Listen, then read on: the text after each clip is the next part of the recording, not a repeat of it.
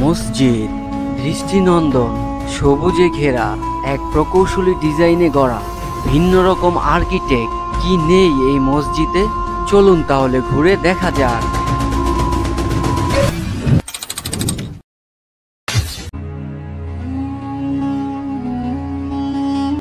মসজিদ পবিত্র স্থানের আরেক নাম। তবে আপনাদেরকে দেখাতে যাচ্ছি প্রায় 300 কোটি টাকা খরচ করা একটি মসজিদ।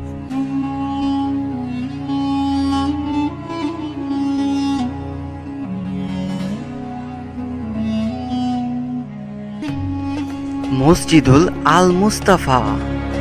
মসজিদের সামনে দাঁড়িয়ে ডান পাশে দেখতে পারবেন বসুন্ধরা রেসিডেন্সিয়াল এরিয়া এবং বাম দিকে রয়েছে মাদানী এভিনিউ ইউনাইটেড সিটি।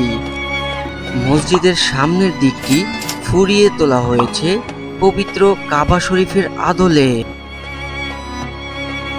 এ যেন এক অন্যতম আর্কিটেক্ট দ্বারা নির্মিত।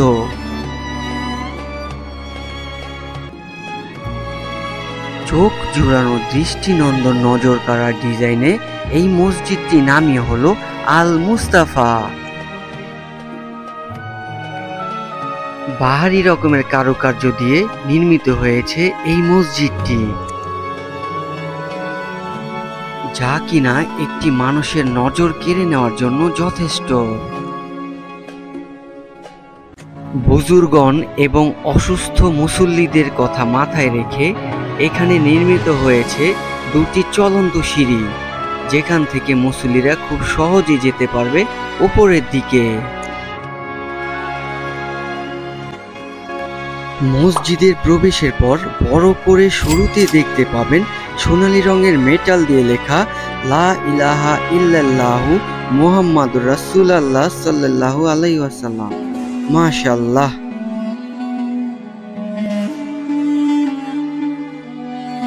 মসজিদটি দেখতে শুধু বাইরে থেকে সুদর্শন নয়, বরং মসজিদটির ভেতরে রয়েছে হরেক রকমের কারুকার্য, যা আপনার মন মুগ্ধ করে দেবে।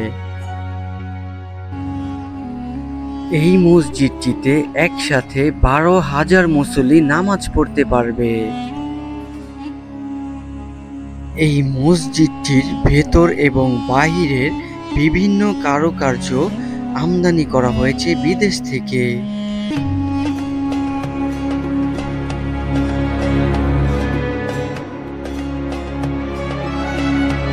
মসজিদের ভেতরে কোনো জানালা না থাকলেও প্রাকৃতিক উষ্ণতা এবং আলো আসার জন্য রয়েছে পর্যাপ্ত ব্যবস্থা।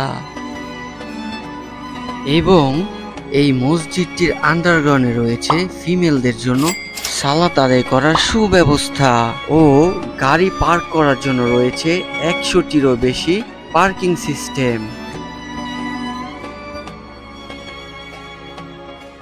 প্রবেশ সম্মুখীনে রয়েছে সোনালী রং খোদিত করে আল্লাহ তাআলা এবং তার প্রিয় নবী হযরত মুহাম্মদ সাল্লাল্লাহু আলাইহি ওয়াসাল্লামের নাম। মসজিদটি দৃষ্টিনন্দন হওয়ার কারণে দেশের বিভিন্ন প্রান্ত থেকে দর্শনার্থীরা দেখতে আসেন। এই মসজিদটির গঠন কাঠামো এবং চারপাশে সবুজ প্রাকৃতিক ছোঁয়া যেন ঘিরে রেখেছে এক পবিত্র স্থান, আর সেটি হলো মসজিদুল আল মুস্তাফা। মসজিদের বিভিন্ন কারুকাজে ফুটিয়ে তোলা রয়েছে মসজিদুল আল মুস্তাফা নামের অক্ষর দিয়ে। এই মসজিদটি রাজধানীর 100 ফিট মাদানী এভিনিউ ইউনাইটেড সিটিতে অবস্থিত।